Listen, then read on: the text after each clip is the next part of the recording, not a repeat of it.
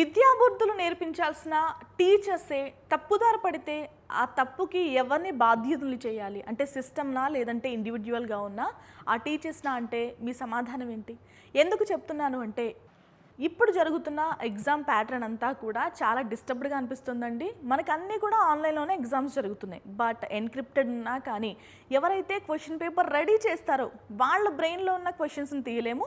And వాళ్ళు scan చేసుకోవచ్చు, photos తీసుకోవచ్చు, ఏమైనా కూడా అక్కడ తప్పు జరగదు అని మనం ఎవరం కూడా గ్యారంటీ ఇవ్వలేము కదా.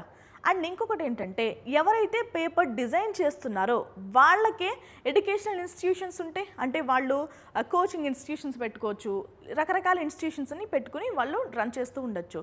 సో వీళ్ళు క్వశ్చన్ పేపర్ ఇక్కడ రెడీ చేస్తారు, జాగ్రత్తగా వాళ్ళ ఇన్స్టిట్యూషన్కి షిఫ్ట్ చేసుకుంటారు. వాళ్ళ ఇన్స్టిట్యూషన్లో జాయిన్ అయితే సో ఒక గెస్ట్ పేపర్ కిందో లేదంటే మాక్ ఎగ్జామ్స్ కిందో మీరు ఒక 10 ఎగ్జామ్స్ రాశారనుకోండి, ఆ 10 ఎగ్జామ్స్లోని ఏవైతే బిట్స్ ఉన్నాయో క్వశ్చన్స్ ఉన్నాయో ఆ క్వశ్చన్స్ అన్నీ కవర్ అయ్యేలాగా వాళ్ళు డిజైన్ చేస్తారు. సో ఎవరికి అనుమానం రాదు, నీట్గా అయితే పని అయిపోతుంది. ఏం నీట్గా పని అనుకుంటున్నారా? ఇదేనండి లీకేజ్. సో పేపర్ లీక్లన్నీ ఇలా నీట్గా అవుతూ ఉంటాయన్నమాట. ఇదైతే బయటకు వచ్చింది. ఈ 2026లో ఎగ్జామ్ పేపర్ లీకేజ్ అనేది బయటకు వచ్చింది, 24లో బయటకు వచ్చింది. కానీ 25లో కూడా పేపర్ లీక్ అయింది అని ఇప్పుడు అనుమానాలు వస్తున్నాయి. సో ఎగ్జామ్ అయిపోయింది, పిల్లలందరూ కూడా MBBS చదివేస్తున్నారు.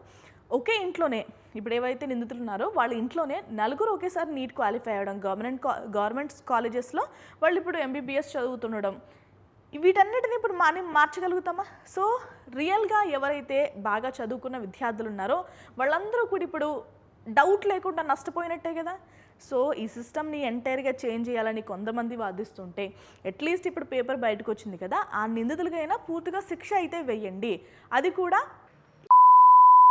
ఎందుకంటే కొంతమంది పిల్లలు కూడా ఆ పిల్లలకి బాధ్యుల్ని చేస్తూ వాళ్ళపైన మర్డర్ కేసు పెట్టండి అంటూ కూడా అయితే వాదిస్తున్నారు. చూద్దాం ఏమవబోతుందో. కొంతమంది ఏం వాదిస్తున్నారంటే గతంలో జరిగిన తప్పులకి ఇప్పుడు శిక్ష విధించమనట్లేదు. 2026లో ఏదైతే పేపర్ లీకేజ్ అయిందో దానికి కఠినంగా శిక్షించాలి. ఎంత కఠినంగా శిక్షించాలంటే కొంతమంది విద్యార్థులు చాలా తొందరపడి ఒక తప్పుడు నిర్ణయం అయితే తీసుకున్నారండి. వాళ్ళ జీవితాలకి వాళ్ళ తల్లిదండ్రుల బాధని ఎవ్వరూ కూడా తీర్చలేరు. వాళ్ళ బాధకి తగిన శిక్ష ఈ నిందితులకి పడాలంటూ కూడా వాళ్ళు డిమాండ్ చేస్తున్నారు. అసలు ఇంత జరుగుతున్న ప్రభుత్వ అధికారులు అయితే స్టాండింగ్ కమిటీని వేయడం జరిగింది. సో ఇప్పుడు ఎవరైతే NTA చైర్మన్ ఉన్నారో ఆయనకు కూడా సమన్లు అయితే జారీ చేశారు. మే 21న ఆయన కూడా ఏదైతే పార్లమెంటరీ స్టాండింగ్ కమిటీ ఉందో దాని ముందు విచారణకు హాజరవ్వాల్సిన అవసరం కూడా ఉంటుందండి. ఓకేనా? సో ఇదంతా జరుగుతుంది. అసలు మెయిన్ దొంగలు ఎవరు అనేది మనం ఒక్కసారి మాట్లాడుకుందాం. ఎవరికైతే ఈ న్యూస్ ఫాలో అవుతున్నారో వాళ్ళందరికీ ఈ విషయాలన్నీ తెలుసు. కానీ ఇక్కడ విచిత్రం ఏంటంటే అస్సలు సంబంధం లేని ఒక లేడీని వాళ్ళు ట్రస్ట్ చేయడం, ఆవిడ ద్వారా క్వశ్చన్ పేపర్లు అమ్మబడ్డం, ఇదంతా కూడా చాలా దారుణం. ఇంకొక దారుణం ఏంటంటే ఎవరైతే పేపర్ తయారీలో భాగస్వాములుగా ఉన్న ఫ్యాకల్టీయే పేపర్ని లీక్ చేయడం. సో ఇది ఇంకెవరిని నమ్మగలుగుతాం మనం? ఎవరైతే పేపర్ తయారీలో భాగస్వాములుగా ఉన్నారో వాళ్ళే లీక్ చేస్తే ఇంకా ఈ చైన్ అనేది ఇలా కంటిన్యూ అవుతే అసలు ఎగ్జామ్స్ అనేవి ప్రాంప్ట్గా జరుగుతాయా? 100% సేఫ్గా జరగబోయే అవకాశం ఉందా? ఎందుకంటే ఇప్పటి వరకు ఇండియాలో మొత్తం 89 కంటే ఎక్కువ పేపర్సే లీక్ అయినాయండి. ఈ లీక్ అవ్వడం వల్ల డైరెక్ట్గా కానీ ఇండైరెక్ట్గా కానీ 2 కోట్ల మంది విద్యార్థులు అయితే ఎఫెక్ట్ అవ్వడం జరిగింది. అసలు ప్రపంచ దేశాల్లో లీక్ అవ్వకుండా ఎగ్జామ్స్ కండక్ట్ చేయట్లేదా అంటే చాలా, మన పొరుగు దేశాలు ఉన్నాయి, పక్క దేశాలు ఉన్నాయి, అన్నీ కూడా లీక్ అవ్వకుండా ఎగ్జామ్స్ కండక్ట్ చేస్తున్నారు. మనకి ఎంతమంది రాస్తారు? 23 లక్షల మంది ఇప్పుడు మాట్లాడుకుంటున్న నీట్ ఎగ్జామ్ రాశారు. కానీ చైనా లాంటి దేశాల్లో 1,30,00,000 మంది కూడా ఎగ్జామ్ రాస్తారు. మీ అందరికీ తెలుసు చాలా టఫెస్ట్ ఎగ్జామ్ అది.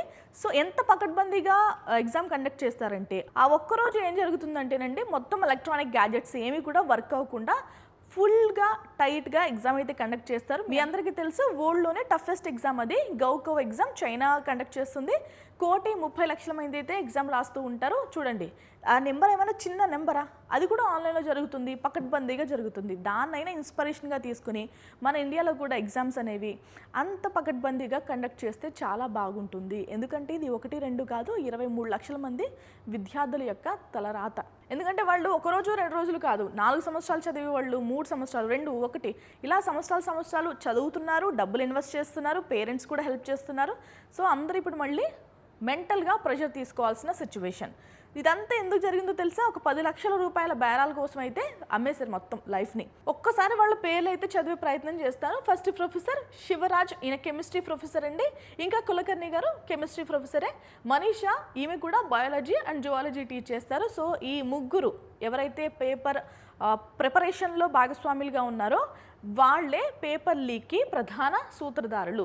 అండ్ ఇంకొకటి ఏంటంటే వీళ్ళకి రిలేటెడ్గా కొన్ని ఇన్స్టిట్యూషన్ కూడా ఉన్నాయి, అంటే కోచింగ్ ఇన్స్టిట్యూషన్స్ కూడా ఉన్నాయి. సో ఆటోమేటిక్గా వాళ్ళ పేపర్ వాళ్ళకి షిఫ్ట్ అయిందని తెలుస్తోంది. ఇక బ్రోకర్ ఎవరంటే మనీషా వాగ్మూర్ అనే బ్రోకర్ అండి. ఈమె బ్యూటీషియన్ అట. సో ఈమె ఎవరెవరికి పేపర్లు కావాలి వాళ్ళందరినీ జమ చేసి ఒక 2-3 వాళ్ళకి అసిస్టెంట్లు పెట్టుకుని, సో మళ్ళీ ఆ అసిస్టెంట్లు ఇంకో 2 అసిస్టెంట్లు పెట్టుకొని, సో ఈ చైన్ అంతా అలా స్టార్ట్ అయింది. సో మొత్తం సూత్రధారి ఈ బ్యూటీషియన్ మనీషా గారే. సో ఇక్కడ పిల్లలకి ఎవరికైతే పేపర్స్ కావాలో వాళ్ళ తల్లిదండ్రుల నుంచి ఏజెంట్లు పెట్టి డబ్బులు కలెక్ట్ చేసుకోవడం, ఎవరైతే డబ్బులు ఇచ్చారో వాళ్ళకి పేపర్ సెండ్ చేయడం కూడా జరిగిపోయింది చకచక, చాలా నీట్గా. సో దేశం మొత్తం కోరుకునేది ఒకటే, ఎవరైతే నిందితులు ఉన్నారో నీట్ పేపర్ లీక్ వెనకాల వాళ్ళందరికీ కూడా తగిన శిక్ష అనేది పడాలని. ఓకేనా? ఎన్టీఏ చైర్మన్ కూడా మే 21న విచారణకు హాజరు కాబోతున్నారు. చూద్దాం, మళ్ళీ రోజు అప్డేట్ చేసే ప్రయత్నం అయితే చేస్తానండి. ఇండియాలో ప్రతి ఎగ్జామ్ కూడా ఆన్లైన్లో జరిగే విధంగా అయితే మార్పులు చేర్పులు చేసుకుంటున్నారు. నెక్స్ట్ ఇయర్ నుంచి అయితే మనకి ఈ ఎగ్జామ్ కూడా, నీట్ ఎగ్జామ్ కూడా ఆన్లైన్ అనేది జరుగుతుంది. ఇది వాళ్ళ video. Thank you so much for watching.